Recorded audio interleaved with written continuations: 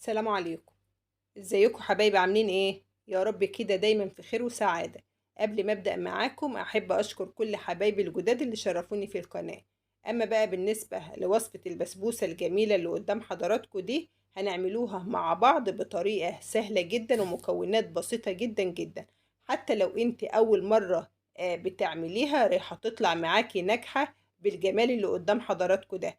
وكمان ازاي كده تتشرب الشربات بكل سهولة طبعا. لما البسبوسة بتتشرب الشربات بالشكل ده سر كده من أسرار نجاح البسبوسة.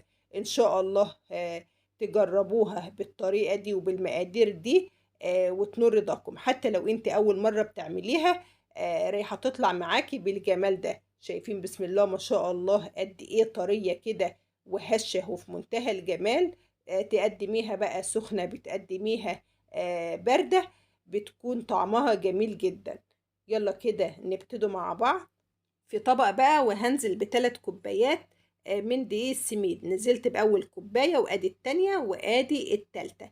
بعد كده هنزل بنص كوباية من البشر اللي هو جوز الهند. هنزل كمان بمعلقة الشاي كده بودر ورشة من الملح. رايحة اقلب المواد الجافة دي كلها مع بعضيها. بعد كده هنزل بنص كوباية من الزيت. انا هنا استخدمت زيت، لو انت حابة تستخدمي سمنة او زيت على سمنة براحتك انت.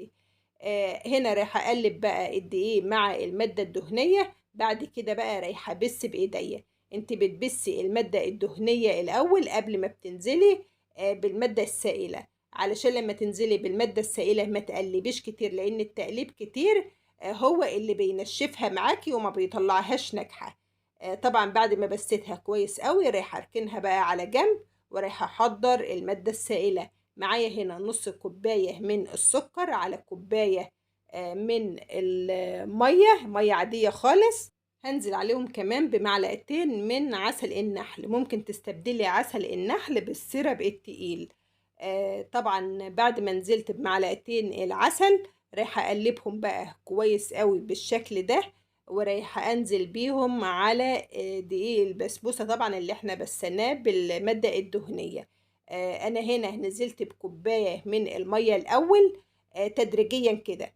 احتجت كمان نص كوباية. طبعا انت بتنزلي بالمية تدريجيا لان دقيق السميد ما بيبقاش زي بعضه، في دقيق بيتشرب المادة السائلة وفي دقيق لا. انا اللي عندي ده اخد كوباية ونص من المية. ممكن عندك ياخد كوباية، ياخد اكتر، ياخد اقل. فانزلي بالمادة السائلة تدريجيا. طبعا قلبت حاجة بسيطة كده علشان زي ما قلت لحضراتكم ما تنشفش مننا بعد السوى.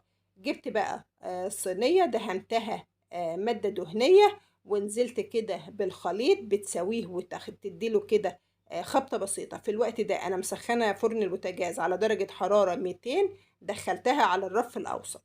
بعد كده هبدأ أعمل الشربات. معايا كوباية ونص من السكر، نزلت عليهم بكوبايتين ونص من المية. هنزل كمان بعصير ليمونة. رايحة ارفعهم على النار. بعد ما يغلوا عدي 10 دقايق كده واطفي عليهم.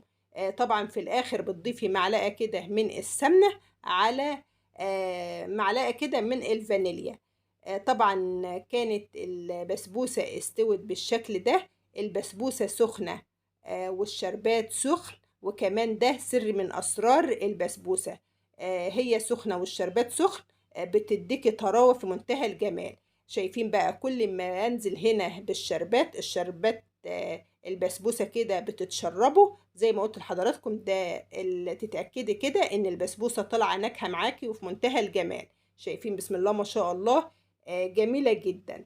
طبعا بتقدميها بقى سخنة، بتقدميها باردة براحتك انت. قد ايه سهلة وبسيطة، مقاديرها كمان بسيطة جدا. ان شاء الله تجربوها بالمقادير دي وبالطريقة دي وتنور رضاكم. حبايبي يا رب كده أكون فدتكم بمعلومة، ولو وصلتوا لحد هنا ما تنسوش اللايك، والسلام عليكم.